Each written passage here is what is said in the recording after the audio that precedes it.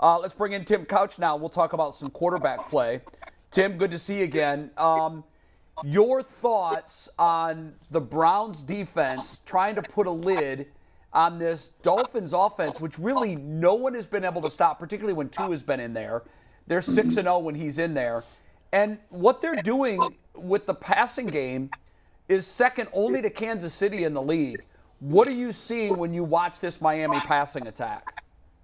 You know, Jay, it reminds me of the old, kind of like the old Rams team, the greatest show on turf. You remember those guys, Kurt Warner and those. I mean, it's explosive plays all over the field. I mean, these guys, you know, Tua has stepped up to a whole other level that, you know, people were kind of questioning whether, you know, was he really going to be this good in the NFL? And now they've surrounded him with the type of weapons to go out there and be the player that he can be. And he's really lighting it up. I'm so impressed with, first of all, how quickly he gets rid of the football. You know, if you watch him play, it's that back foot gets in the ground and that ball's coming out. Like, he's not wasting any time. He's not back there holding it. He's processing information quickly. He's seeing the field, and he's getting the ball into the hands of his playmakers really quickly and accurately, more important, so they can get the run after the catch. So they're difficult to stop, man, when he's in there. They have a team full of playmakers, and they're lighting it up right now. Tim, it's a chicken or the egg kind of question, but does a great receiver make an average quarterback better, or does a great quarterback make a average receiver better? Because we saw Tua before this season without Tyreek Hill and Jalen Waddle. He was okay, not great. And now this year, obviously, he's one of the 2 or 3, statistically speaking, best quarterbacks in the league. Yeah, you know, I think it's always, for a quarterback, especially at the level as the NFL, I think it's always going to be about who you have around you. You know, you can be a great player, and if you have, you know, average talent surrounding you at the offensive line, the running back, the wide receivers, you're never going to be able to live up to your potential. When you see guys really start to flourish in this league and take their game to another level, it's when they get the weapons around them. And, you know, Tua's, you know, you still have to go out and take advantage of it and be prepared and you know, go to the right place with the ball, be accurate, all those kind of things.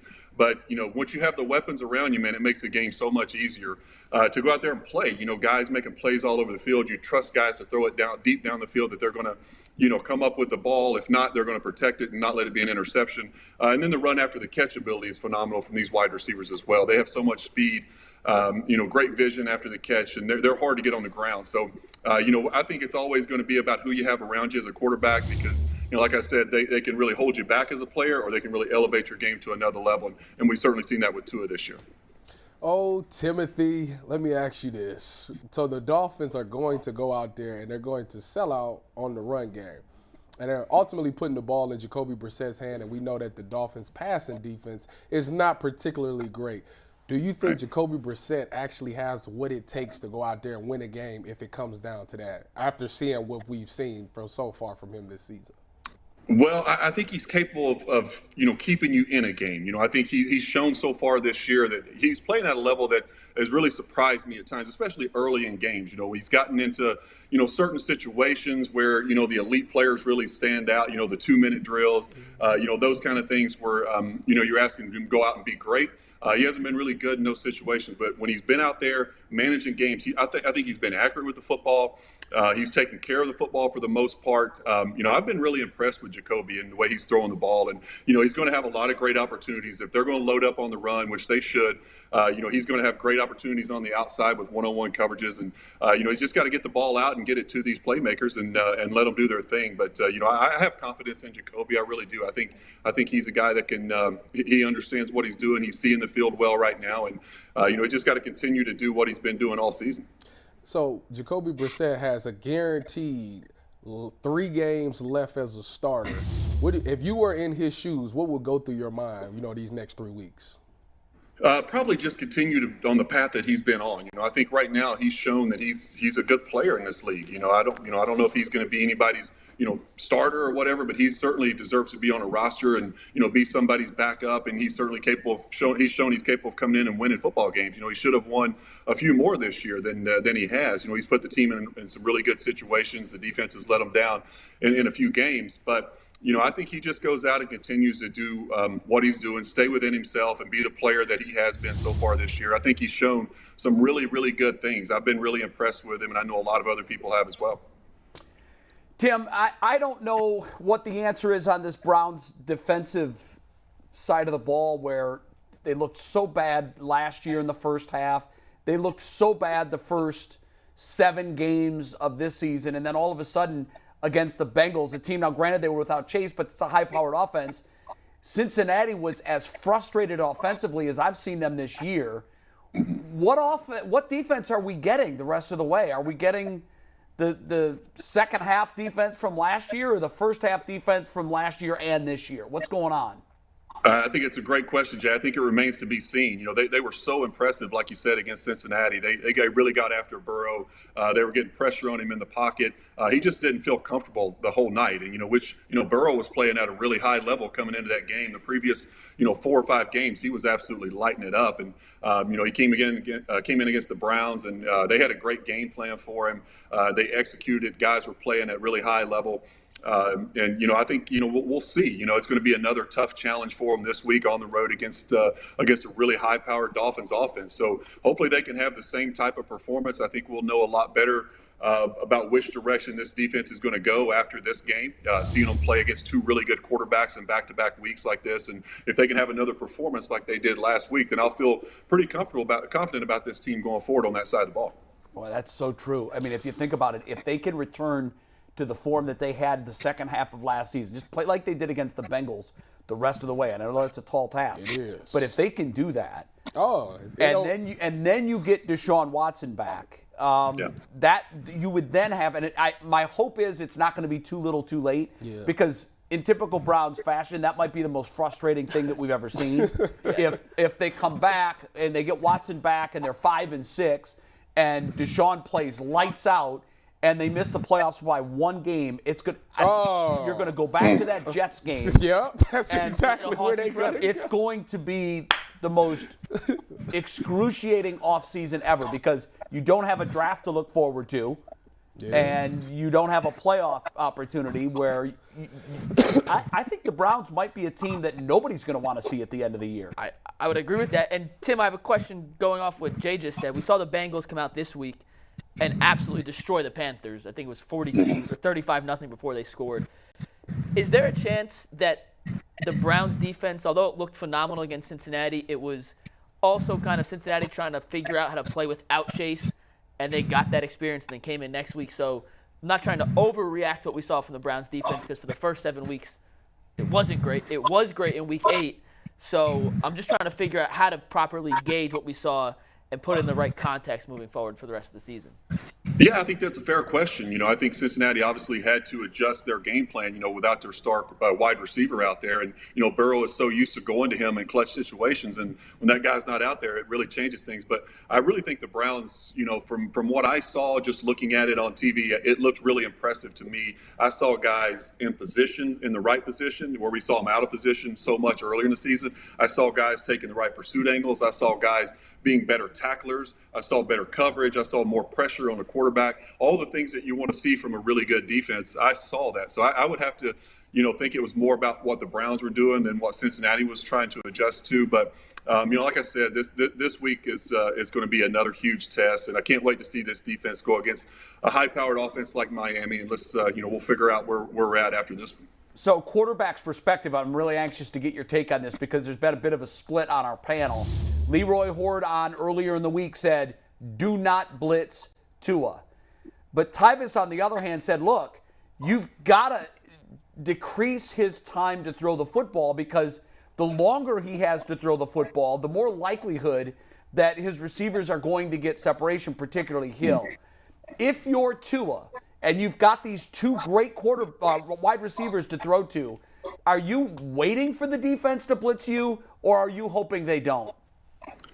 Yeah, if I'm Tua, looking at it from his perspective, I certainly want them to come after me, because it's going to leave big play opportunities out there all over the field. With these wide receivers, he has to feel like, if you leave me one-on-one, I love my chances against whatever DB you're putting out there. But what Tyvis is saying, you do have to get pressure on this guy. If you let him sit back there and you play a soft zone, he's going to pick you apart and take what's underneath, the easy throws and all that. So you do have to mix it up. I think, in my opinion, you can't just say we're going to come after this guy every snap, because he's going to have too many big play opportunities. But you do have to try and confuse him a little bit, roll coverages late, bring blitzes where he's not expecting, those kind of things, just to try to get in his head. Because if he gets into a rhythm, and like I was talking about earlier, where he's been so good at getting the ball out quickly, where that back foot hits the ground and the football's coming out, you got to make him think a little bit. You got to make him hesitate, get off that first read, try to get to the second and third read, and then by then, hopefully Myles Garrett and company are getting home and getting some pressure on him. So I think mixing it up is the way to go, and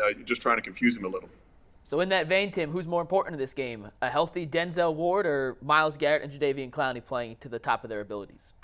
Man, that's a tough question. You certainly want all these guys out there against a team like Miami. But, I would probably have to say probably a healthy Denzel because, you got a corner who's making as much money as Denzel is. You got to say, I got to put him out there on, guys like Tyreek and these guys to see what he can do. So I would say him being out there and being healthy is going to be huge in this game. Tim, so take it back to the Browns' offensive side of the ball. What is your ratio on Nick Chubb carries to Jacoby Brissett's passing in this game, given the fact that the Dolphins' pass defense is terrible? Right. I would like to see him come out early in this game throwing the football, just to loosen him up. You might be the only person in Cleveland that feels this way. He's in Kentucky. Excuse me, in Kentucky. Well, yeah, exactly. So, but I do think, early on, the Dolphins, obviously their game plan is going to be to load up on the run. I think there's going to be some early opportunities to get some plays in the passing game, especially on early downs, first and second down, play action, quick throws, crossing routes, those kind of throws, check downs over the middle to the tight ends, getting the ball out, some bootlegs, some stuff like that. I think there's some opportunities early to soften up the defense a little bit and kind of show them that, hey, we can throw the football. We're not just going to sit here and hand it to Chubb and let you put 8-9 guys in the box and load up on it. We'll throw it if we have to. And then that kind of will loosen it up a little bit. And then you start going to Chubb, and hopefully he's got a hot hand and, he's playing like he has been all season long, and they can start, attacking him with the run game. But, I think just being balanced, really, I think, obviously everybody's going to try to take away Chubb. So you have to show them that you're willing to throw the football, throw it down the field, throw some play action, and just kind of keep them guessing. I will say, Tim, this is a statement, not a question. The last time they did that against New England, it didn't go well. They went out there and probably went with that same plan. You know what? We just go attack earlier in the pass, and it just was not good. So we'll see. We'll see. Tim, Miami does a lot of things really well. One thing they do not do well is force turnovers, though. So do you think with that in mind, I think they only have 3 forced turnovers all season. Yep. The numbers are astronomically low. Second last in the league. Do you think Brissett and Stefanski can be a little more aggressive in the downfield passing game, knowing Miami doesn't generate a lot of turnovers, or do you still think they'll take the cautious approach because at the end of the day, it is Jacoby Brissett?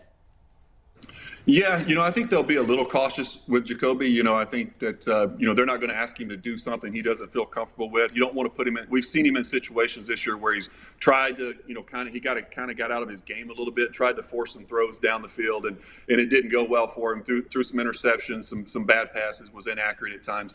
But when he stays within himself, when they ask him to do stuff that he's very, very comfortable with, I think he's looked really good. He's looked really accurate with the ball, and he can make some plays for you in the passing game. This he's a pretty good player, and I've been, like I said, been pretty impressed with him. So I would think that they're not going to ask him to do anything, like I said, to get too aggressive, but just keep him in his comfort zone and kind of what he's been doing all year. Yeah, it seems like Jacoby really has been 2 different guys too. Just like we talked about the Browns defense.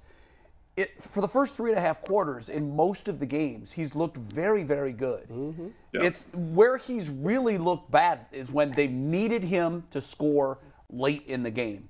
And Tim, with that in mind, the one thing you cannot do with Jacoby Brissett, in my opinion, is fall down by 2 scores. Because then you take Nick Chubb off the field, you become one-dimensional, you put the ball in his hands, the focus of the defense is on him throwing it, and that has not ended well for this football team at all. I like your idea of coming out throwing because they're probably thinking, like most teams when the Browns come in, they're going to see a heavy run dose with Nick Chubb. If they can throw it successfully and move the ball, how much does that help Nick Chubb when they do decide they want to run it? I think it helps them tremendously. It keeps keeps those guys out of the box. It loosens up the defense a little bit. They have to stay honest. They can't just load up and say, well, the Browns are going to be one-dimensional, and certainly we can load up and take that away from them. So I think it helps Nick a lot. And to Jay, to your point, talking about Brissett late in games and those 2-minute drill situations, or if you've got to have a touchdown, those got to have it drives. I think that's where we see the difference. I think guys are backups in this league at the quarterback position for a reason, and then you got your elite starters, your great players that you're paying all the money to. Those are the guys that can really step up and thrive in those situations. And Jacoby's he's just not that player. What he is a game manager type of quarterback, and he's been really, really good at it so far this year. But when you ask him to get out of his comfort zone and you get in those situations where you say, go be great, he really can't elevate his game to that level. We've seen that time and time again this year. So hopefully they can, like you said, stay ahead of the game a little bit early. Don't get down 14 points. That would be a disastrous situation where you're forced to throw the football a lot. So they got to come out, take care of the football. Hopefully the defense plays as well as they did last week, and then you certainly got an opportunity in this one. Miami does have a knack of opening fast, though, which is a little bit of a concern for the Browns. Yeah. I got one non-football question for you, though, Tim. Browns coming off their bye week. Did you ever do anything crazy on one of your bye weeks when you were playing in the league? No, nothing crazy. My bye weeks always consisted of trying to get healthy. I was always pretty banged up, so I was pretty much living in the training room during a bye week and just relaxing, man. Those bye weeks always seemed like they came at a great time. Where your body was just like, man, I need a week off to get healthy mentally and physically. So I never really did anything crazy. Not to what I remember. I don't remember any of our guys really doing too many crazy things. We didn't have any issues with our bye weeks. It's crazy. You talk about the timing of the bye week, and so often teams will hit a bye week. Like you said, your body needed the rest, just worked out where you got it. But when the season first started and the schedule came out, I looked at it and said, wow, that's perfect. You need that mental reset at the halfway point. So I loved it. But then they went out and they beat the Bengals, and I'm like, no, let's get back. Let's play Thursday night. Let's get right back out on the field and keep that mojo going. How much is that a factor, or is that something that fans build, sort of bake into the cake, that when you get that momentum going, the last thing you want to do is take a week off?